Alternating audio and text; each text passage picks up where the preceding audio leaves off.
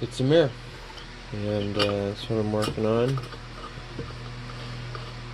Trying to kill some time, so I figured while I'm standing on this, we can just talk about what's here, I guess.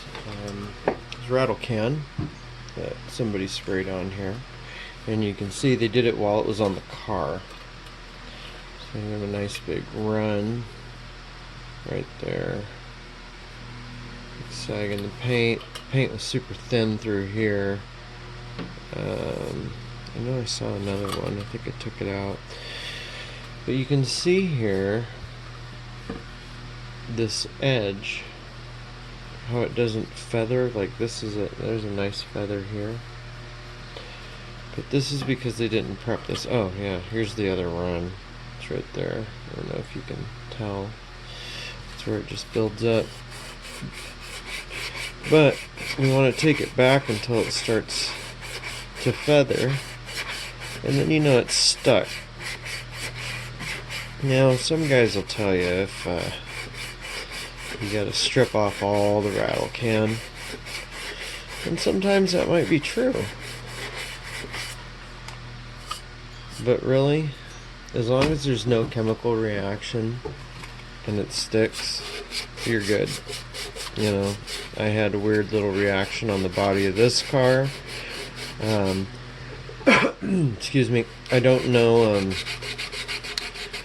I don't think it was because of any of the paint they had put on the car. What I think it was is some type of contaminant. You know, at some point in the past, they rattle can it, and they still put wax on it. You know, they'll still treat it the same way you would treat any other car. They try to take care of it. You know, they did the best they could. And then those little things get embedded in it. And so I come along and I crack it open, and you know, I use my wax and grease and do the best I can, but I still have a spot here or there. I think there was 2 on the side of the car I primed.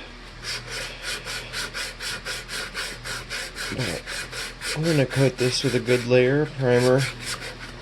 Sand it back again. This is 180 that I'm using right now. We'll sand it back again with 320 or 400. Just depends on how I feel in the moment. Once again, I use sealer. You use sealer, it allows you to do 320 and just go straight to paint instead of trying to have to use a DA and go with 400 or 600 or 5, or you know, just something to try to hide all your sanding scratches, and you still end up with curly cues from loaded paint or loaded paper, excuse me.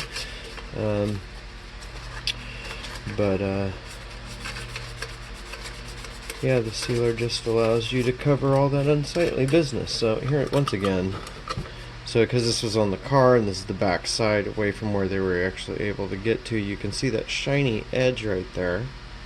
And that shiny edge means that the paint's not stuck. The paint doesn't stick, and it wasn't prepped. It just painted right over what was there.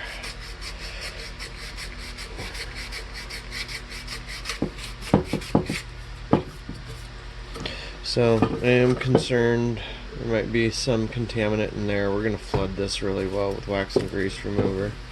To try to take care of any of that.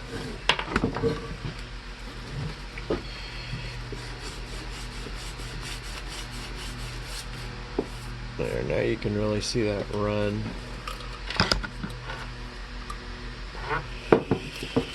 Yeah, you know, people do the best they can in the moment. There's nothing wrong with that. I've rattle canned my fair share of cars long before I knew how to paint, knew how to lay down a wet bed, you know, keep your paint flat. Shit, I still run paint. The only difference is now I know how to help it and mitigate things in the moment and correct it the rest of the way afterwards, you know.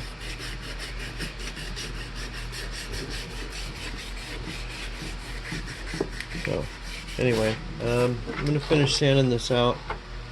Yes. And And I got some other pieces that we're going to prep. We'll take a look at those possibly, and then we'll take it from there.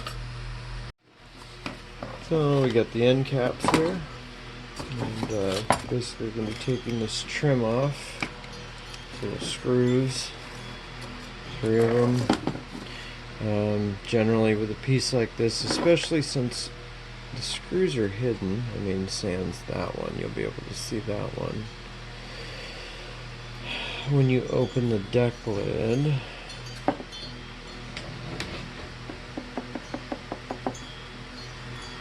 I might take a shiny one, move it here, put a piece of tape over it, and then use that one there on reassembly, if that makes sense. Which is what I think I'm gonna do. So let's start with this one.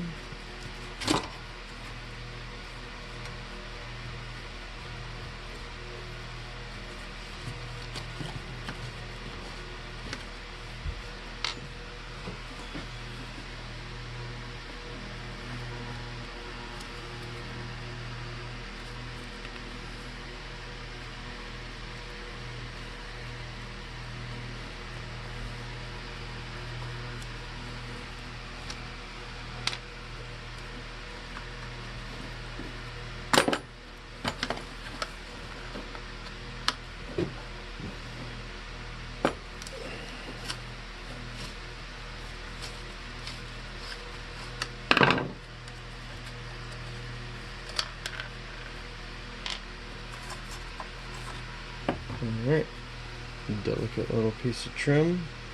Set that away somewhere safe. So now this is what I was talking about. One of these is going to be exposed when this paint job's completed. So out of those, I'm going to say that's the prettiest. You could even take a little bit of this. Yeah. Anyway, we can polish up the best. The other one's got paint on it, and that one's got a bit of rust. So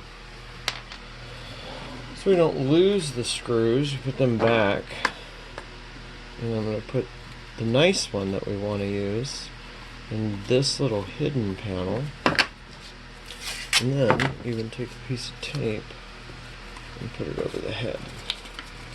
So that way, no matter what we do, because we're going to paint over these other ones,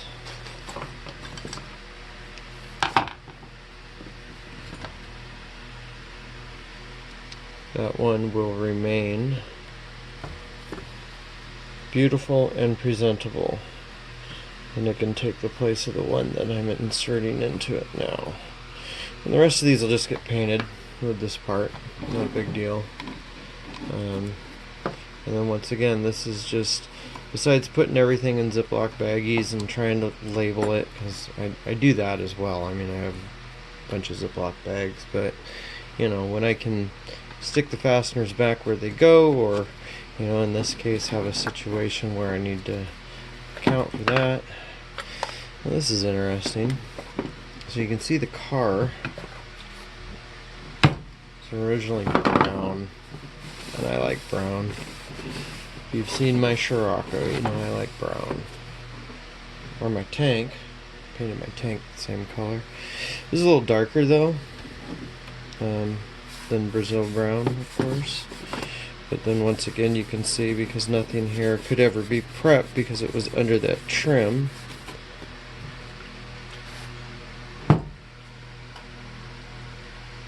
Not bad.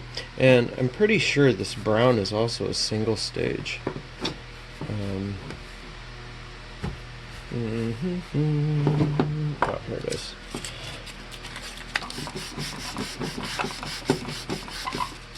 Yep, there you go. So, old school. So that was the original color. And then somebody painted it blue, as all Malibus seem to end up. You know, and then somebody else didn't like that, and so they went with this maroon. We got some reaction there. So anyway, once again, go ahead and sand this and get it ready for primer. We've got a few of these little parts. Not feeling super motivated today. We went gangbusters the last 2 days and knocked out a bunch of work. And gonna mount the deck lid back on the car at the end of the day today. But I still got to be productive. I hope everybody had a good holiday, a good safe holiday. I'm old, so I just stay in anymore. My poor dog doesn't like the fireworks, which is strange because I take her shooting all the time. Well, not all the time, but I've taken her shooting, and she sits in the car. She doesn't freak out about it, but I don't know. I don't know.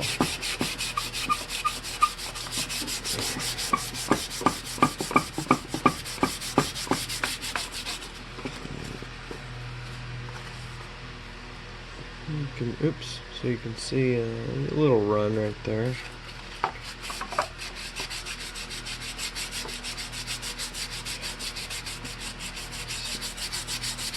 If you saw the other video and you saw where I painted the jamb to the deck lid, you would have seen that I went down the sides of the car. Well, that's what these mount to. So when this goes on the vehicle like this, tail light sits in here. That way the color's sure to wrap all the way around inside, because I have seen sometimes when people leave these on the car and they try their best to sand in here, you just can't get the bite, and that's where the paint starts failing and it flakes away. We're not having any of that. Nope, not if we're putting my name on it. We, meaning me and the turd in my pocket.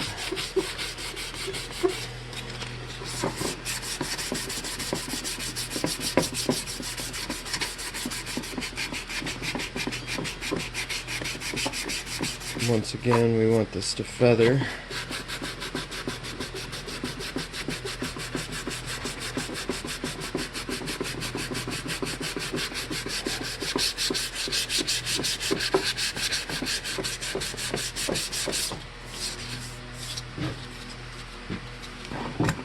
Not too bad.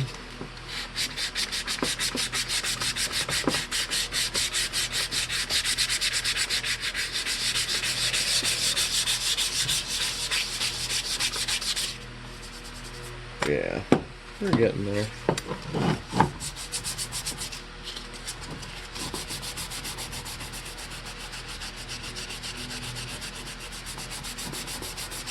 Now, sandpaper, when you're doing something like this, you know, this is, what is this, Indasa? Yeah.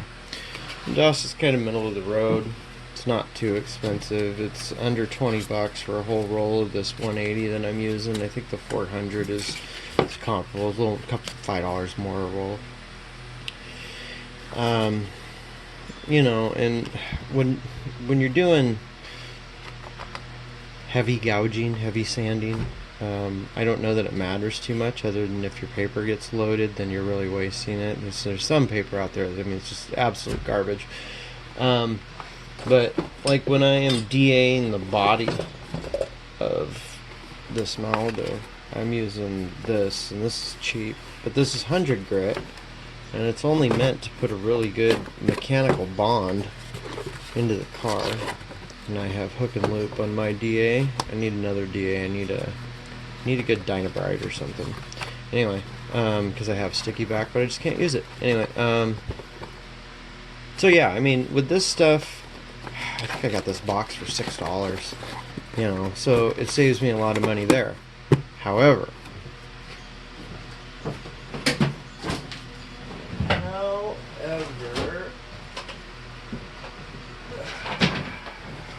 when you're doing finish film or your finished stuff, you can't mess around with your clear coat. You know, I've had a lot of people try to sell me generic 2,000, 3,000, 15,000, just any of the finish film, and I've tried it, and it's terrible. 3M gets loaded, all sandpaper gets loaded. But the difference is when 3M gets loaded, you can tell immediately You can clear the paper generally, and you don't end up with curly cues. A lot of other paper that I've seen, especially when you're wet sanding. Wet sanding is just something I'm not a fan of. I use this 2000 dry, and then I use wet with 3 and 5000. I don't wet sand with 1000 or 1200 or 15.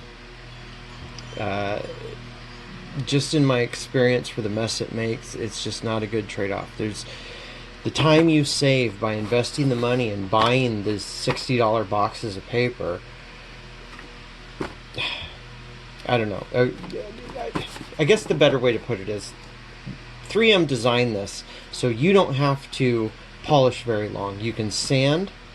Oh, knocked my camera. Sorry about that. You can sand and then spend a lot less time running your polisher, and that's the trade-off. That's where you save time. It creates less mess overall. When using their finish films, you can really get an idea of what the finished product is going to be while you're working. So with lesser papers, what happens is the inconsistency in the grain. The paper gets loaded, you end up with curly cues, or however you might be blocking by hand, so then you get your stripes, and then you wind up having to use more and more aggressive compound or wool pads, which I haven't used wool pads since 2002. You have to use just more aggressive means, more heat, more potential to mess up your paint job. So it pays to buy the products, in certain instances. Once again, back to the sealer. I know this is Catalyst, but it's the sealer. Back to the sealer. The sealer's really expensive, but spending the money there is just going to save you time and headache in the long run. Nobody wants to paint a panel. You get through clearing it, and only after clearing it do you see those sanding scratches in the sunlight. Maybe your customer sees it, maybe it doesn't, but you see it, and you don't like it. Your name's on that. So, anyway, food for thought. I'm going to keep sanding. So we got all these pieces sanded, ready for some adhesion promoter, and a little primer. Make them all wonderfully beautiful. And then I also have this license plate bezel here that had a nice chunk out of it. So I covered this before in one of my other videos, plastic repair. Fusor 143, this is fast. 133 works faster than this, and I like 133, but my paint store does not stock it. This is what they stock, and this allows you a little more work time, which is great. So you can see I built it up on the back side there, and generally it doesn't stick to masking tape, so hopefully when I pull that it's pretty flat, and then I can just shave off the excess there, make it nice and flat, prime it from the other side. This is going to be the body color. It's not going to be black like the way they did it from the factory, black or silver from the factory. We're going to do this in the body color. We're going to do some cool stuff with the lights too. Just subtle things, factory plus, I guess. I don't know.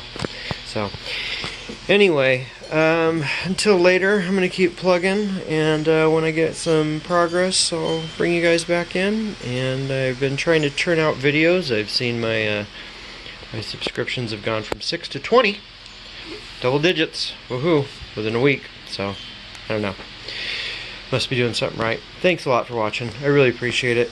Till next time.